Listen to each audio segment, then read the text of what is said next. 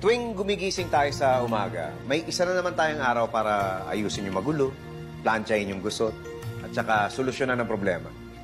Pero hindi only yung mga pagkakataon sa buhay. Kahit araw-araw sumisikat ang araw, may isang araw na hindi na tayo makakabangon para makita yon. Kaya samantalahin natin bawat araw na nagigising tayo. Ilan na ba mga kakilala nating hindi na nasikatan ng araw? Dapat gumawa tayo ng paraan at ng dahilan para hindi masayang yung mga pagkakataong dumadaan sa buhay habang tayo ay nabubuhay. Lahat ng tao dapat may ambisyon. Kung ang buhay natin parang kotse, yung ambisyon, yun ang gasolina. Pero dapat isipin natin na yung ambisyon, pag walang plano, nagiging pantasya. Pantasya para sa mga taong, mga taong tamad. Ang ambisyon kasi may deadline. Pinagsisikapan, pinagtatrabahuan.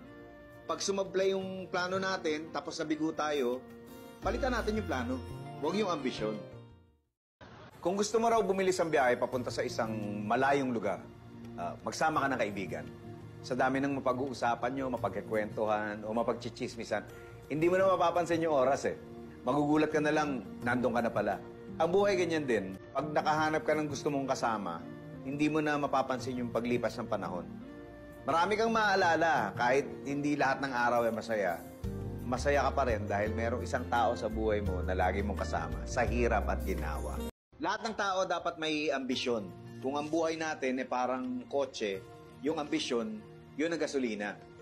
Pero dapat isipin natin na yung ambisyon, pag walang plano, nagiging pantasya. Pantasya para sa mga taong, mga taong tamad.